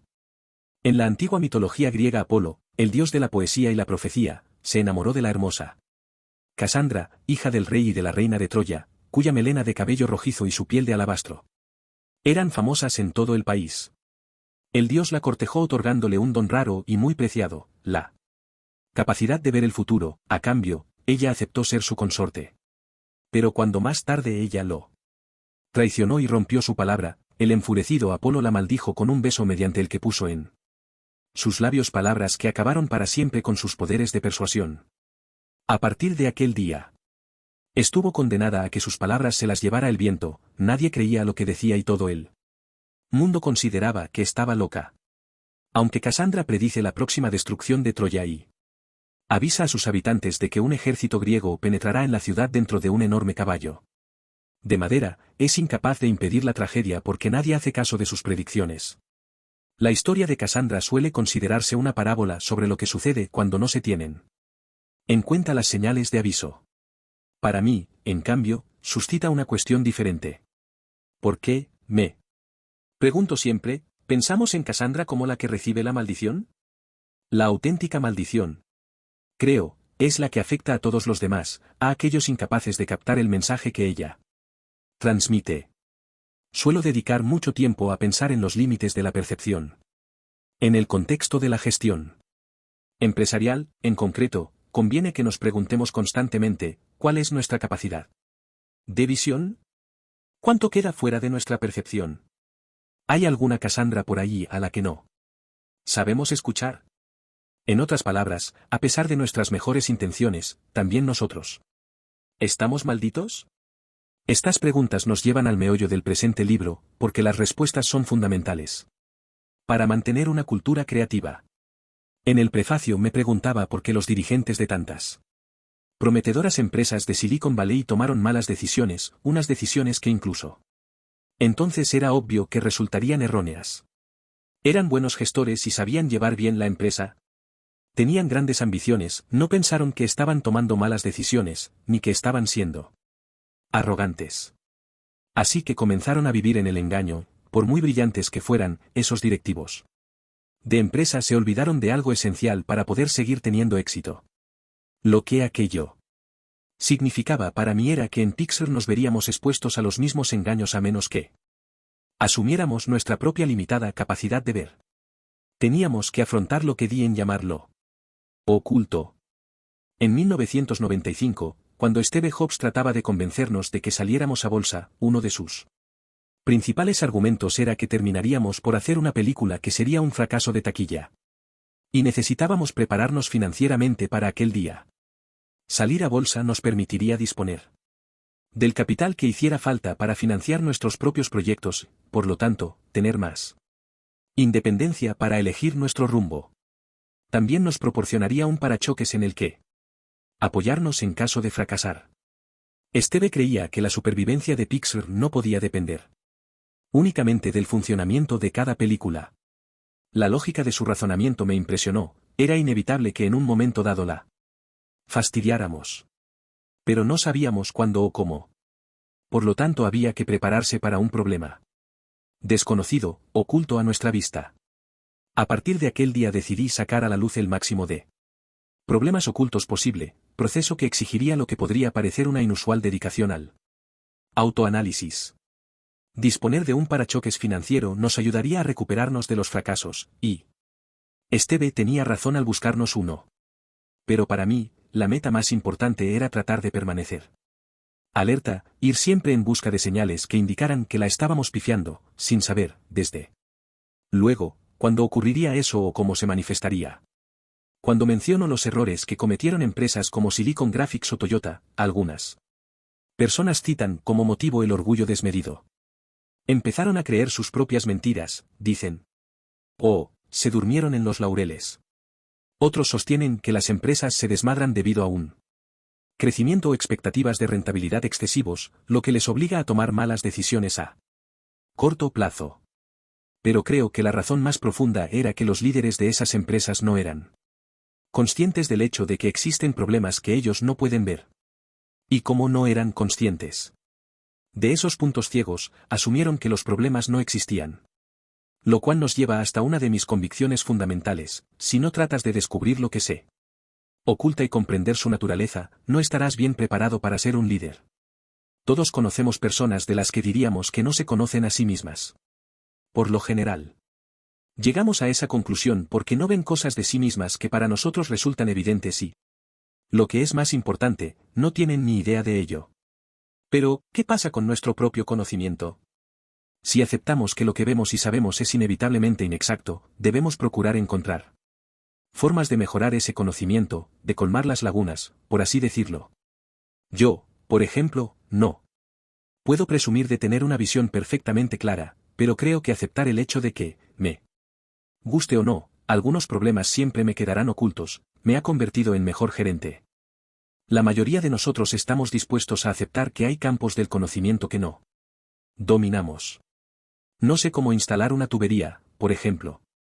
Si me piden que trasplante un riñón, cambie un eje de transmisión o defienda un caso ante el Tribunal Supremo, sencillamente tendré que admitir que no puedo. Reconocemos que hay muchos temas sobre los que sabemos muy poco: física, matemáticas, medicina, derecho, a menos que nos hayamos formado en estos campos. Pero aunque pudiéramos aprender todas las disciplinas y dominar cada profesión, seguiríamos teniendo puntos ciegos.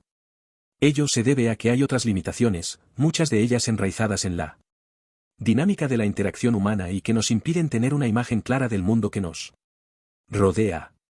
Imagine una puerta que, cuando la abre, revela el universo de todo lo que usted no sabe y no puede conocer. Ese universo es vasto, mucho más vasto de lo que siquiera somos capaces de imaginar. Pero no siempre sucede eso de que, ojos que no ven, corazón que no siente. Este universo de cosas desconocidas penetrará en nuestras vidas y actividades, así que no tenemos más opción que lidiar con él. Una de las maneras de hacerlo es tratar de comprender por qué algo puede ser difícil o imposible de ver. Y para lograr esa comprensión hay que identificar múltiples niveles en lo desconocido, desde lo trivial hasta lo fundamental. El primer nivel de lo que está oculto me recuerda a cuando fui gerente por primera vez en el NIT. Pocos meses después de terminar mis estudios universitarios en 1974. Gestionar personas nunca había sido mi meta. Para ser sincero, todo lo que quería en aquel momento era ser uno más y hacer mi trabajo de investigación. Nuestro grupo era pequeño y compacto, y estaba unido por un objetivo común. Dado que también éramos amigos, sentía un estrecho vínculo con cada miembro del equipo. Pero con el tiempo, cuando entré en Lucasfilm y luego en Pixar, el número de personas bajo mi supervisión creció y siguió creciendo hasta que empezó a parecerme que los empleados se comportaban de manera diferente conmigo. Me veían como un directivo importante, de una compañía importante, mientras que los compañeros que comenzaron conmigo en el NID me veían simplemente como a medida que cambiaba mi cargo en la empresa, la gente tenía más cuidado de lo que hablaba y hacía en mi presencia. No creo que fuera yo el que actuara de forma diferente. Era mi cargo el que motivaba esa manera de comportarse de mis empleados.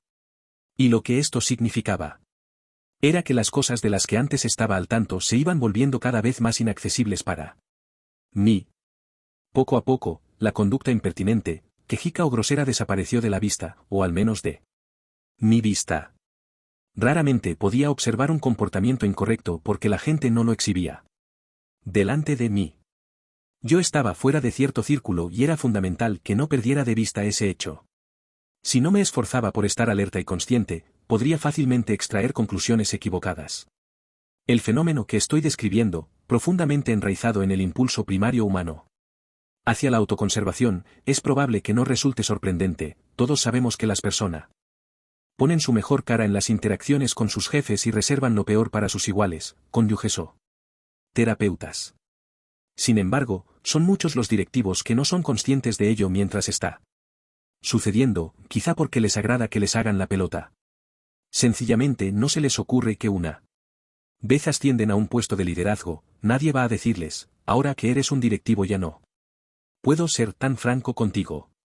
En cambio, muchos nuevos líderes asumen, equivocadamente, que su acceso a la información sigue siendo el mismo. Pero ese es un simple ejemplo de cómo lo oculto afecta a la capacidad de liderar. Analicemos otra capa más profunda. ¿En qué medida las jerarquías y entornos estructurados, diseñados para ayudar a grandes grupos de personas a trabajar juntas, contribuyen a ocultar la información? La gente a veces se encoge de hombros cuando hablas de jerarquía, como si fuera algo intrínsecamente malo. Utilizarán el adjetivo jerárquico como algo peyorativo, una forma de describir en pocas palabras un entorno de trabajo que hace demasiado hincapié en el rango. Esto no es del todo justo, desde luego, porque yo he trabajado en algunos entornos, jerárquicos y fuertemente estructurados en los que el trabajo era de primerísima categoría y existía una saludable comunicación entre compañeros. Pero también existen algunos entornos jerárquicos que son una pesadilla. Es lo que pasa cuando un sistema jerárquico que funciona bien se convierte en otro que impide el progreso. Demasiada gente comienza, inconscientemente, a equiparar su propio valor y el de los demás con el lugar que ocupan en la jerarquía. Por lo tanto, concentran sus energías en una forma de gestión ascendente y tratan mal a la gente que está por debajo de ellos en el organigrama de la empresa. La gente a quien he visto actuar así parece guiarse por un instinto animal, inconsciente de lo que hace. Este problema no está causado únicamente por la jerarquía sino por engañosas ilusiones culturales o individuales asociadas a la jerarquía, sobre todo por aquellas que asignan valor personal en función del rango. Al no pensar en cómo y por qué valoramos a la gente, podemos caer sin darnos cuenta en esta trampa. Detengámonos un momento y examinémoslo desde el punto de vista de un directivo que tiene bajo su supervisión una de esas personas que saben manejar al jefe. No estoy hablando de mera adulación sino de formas más sutiles de halagos. ¿Qué es lo que ve el líder? Él o ella ve una persona que quiere hacer un buen trabajo y que quiere complacerle. ¿Qué hay de malo en ello? ¿Cómo diferencia un directivo entre un colaborador del equipo y una persona bien dotada para decir al jefe lo que éste quiere oír? Un directivo puede confiar en otras personas para que le adviertan sobre la falta de autenticidad de un empleado particular, pero la mayoría de la gente está poco dispuesta a andar con chismes o a parecer envidiosa. Por lo tanto, la visión del líder está empañada por esas personas que son diestras en averiguar lo que el líder desea. Cuando se observa desde un único lugar estratégico, es muy difícil tener una imagen completa de la dinámica de cualquier grupo. Aunque todos somos conscientes de este tipo de conductas porque las vemos en los demás, la mayoría de nosotros no nos damos cuenta de que distorsionamos nuestra propia visión del mundo, en gran medida porque creemos ver más de lo que realmente vemos. Existe una tercera capa de cosas que están ocultas y que no podemos ver. Las personas que se ocupan de realizar el duro trabajo cotidiano que supone producir nuestras películas están inmersas en una serie de procesos increíblemente complejos, en los que no faltan sus propias peculiaridades y problemas intrínsecos.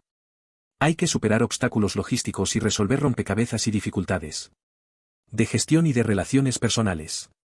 Probablemente seré capaz de resolver cada una de esas cuestiones por separado si me las plantean y explican. Pero la gente que está directamente implicada comprende mejor los problemas porque está sumida en la acción y ve cosas que yo no veo. Si se está avecinando una crisis, lo sabrán antes que yo. Esto no sería un problema si siempre pudieras contar con que la gente te envíe una señal en cuanto sospeche que va a haber problemas, pero eso no es posible. Hasta los empleados con las mejores intenciones pueden ser demasiado tímidos para hablar cuando detectan problemas.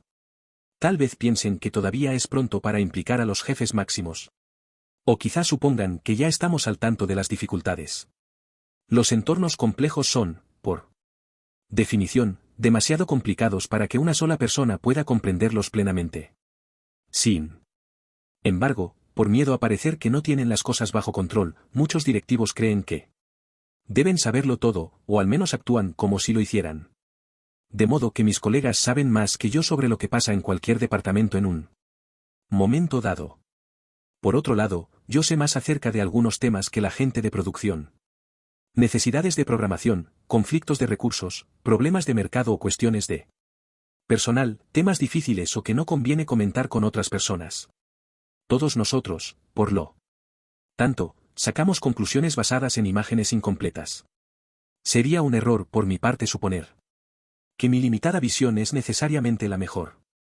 Si estamos de acuerdo en que es complicado, por no decir imposible, obtener una imagen completa de lo que está pasando en un momento determinado en cualquier empresa, resulta aún más difícil cuando tienes éxito.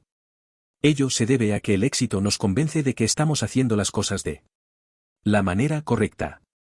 A la hora de descartar puntos de vista alternativos no hay nada tan efectivo como estar convencido de que uno tiene la razón. Cuando nos enfrentamos a la complejidad nos tranquiliza decirnos que podemos descubrir y comprender todas las facetas de los problemas si nos lo proponemos. Pero es una falacia. En mi opinión, la mejor forma de enfocarlo es aceptar que no podemos comprender todas las facetas de un entorno complejo y centrarnos, en cambio, en técnicas para abordar diferentes puntos de vista. Sí. Partimos de que los diferentes puntos de vista son aditivos en lugar de competitivos, actuamos de manera más eficaz, ya que nuestras ideas o decisiones se perfeccionan y atemperan gracias a ese planteamiento. En una cultura saludable y creativa, los empleados de base se sienten libres de hablar y aportar opiniones discrepantes que nos pueden aclarar. O examinemos este ejemplo, que ocurrió en Pixar durante lo que se llamó un control ejecutivo. Reunión para aprobar presupuestos y calendarios relativos a la producción de App. Una productora de efectos visuales llamada Denise Erim estaba en la reunión e intervino con una sugerencia bastante radical. A su parecer, la producción resultaría más barata y exigiría menos personas/semana de trabajo, medida que utilizamos para calcular presupuestos, cantidad de trabajo que una sola persona puede realizar en una semana, si hiciéramos algo que parecía completamente contrario a ese objetivo, retrasarla cuando los animadores comenzaran su trabajo. Denise, que se beneficiaba de una perspectiva más amplia porque antes de entrar en Pixar había trabajado durante años en Industrial Light y Magic, estaba planteando un hecho que ella veía más claramente que cualquiera de nosotros. La impaciencia por seguir trabajando, que daba impresión de eficacia, era contraproducente en última instancia porque los animadores a menudo tenían que rehacer su trabajo a medida que se iban introduciendo cambios, lo que obligaba a los animadores a sentarse y esperar a que les encargaran cosas, con el consiguiente aumento de los costes. Desde su posición ventajosa, resultaba evidente que necesitaríamos menos personas/semana si entregábamos a los animadores trozos mayores y más elaborados para que trabajaran en ellos en un momento posterior del proceso. Creo que los animadores trabajarán más deprisa de lo que suponéis, dijo Denise, si tienen todas las piezas que necesitan cuando empiezan su trabajo. Pues sí, tenía toda la razón. Pese a todas las habituales meteduras de pata, los interminables ajustes del guión y la reelaboración de última hora de algunos personajes, App se hizo con menos personas/semana de las que habíamos previsto en un principio. Recordando su decisión de intervenir en aquella reunión, Denise me dijo, querían que entregáramos la película en una fecha que me parecía arbitrariamente temprana y pensé, no. Entiendo por qué lo hacemos, ya que siempre chocamos contra un muro. Nadie termina nunca pronto. De modo que, ¿por qué no decimos las cosas como son ahora, 2 años antes del plazo fijado? Para mí estaba claro que queríais disponer del mayor tiempo posible para hacer que la historia funcionara. Mi objetivo era alargar la fecha límite el máximo que pudiera. Y mereció la pena. Eso no habría podido suceder si el productor de la película, y la dirección de la empresa en general, no hubieran estado abiertos a un punto de vista nuevo que desafiaba el statu quo.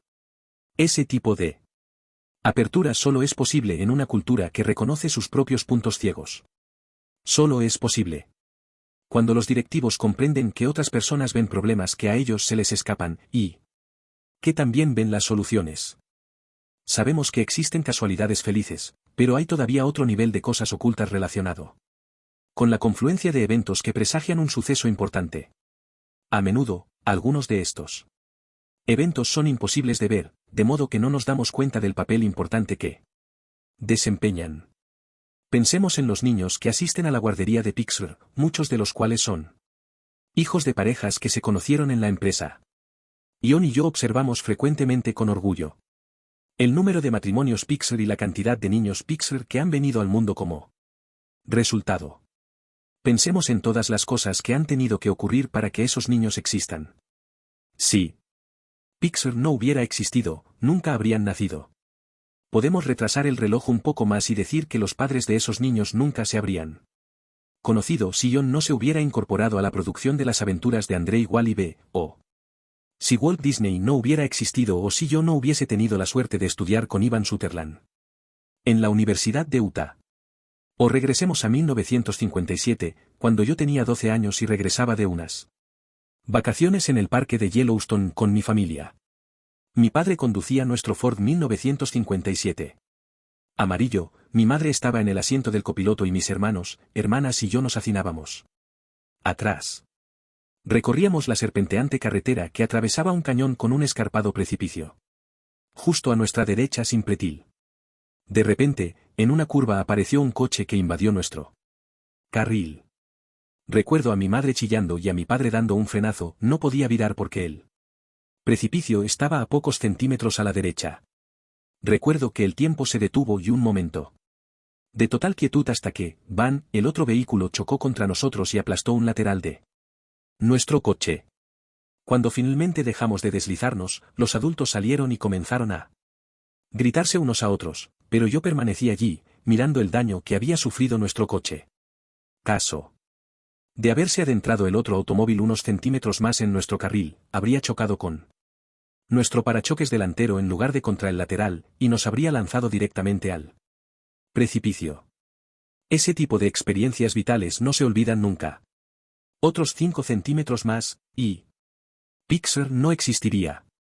Está claro que hay muchas personas que se salvan de milagro en el curso de sus vidas, pero lo que quiero destacar es esto: mientras escribo, todas esas parejas de Pixar de las que estoy tan orgulloso no tienen la menor idea de esos 5 centímetros que podrían haber impedido que se conocieran o que sus hijos fueran concebidos.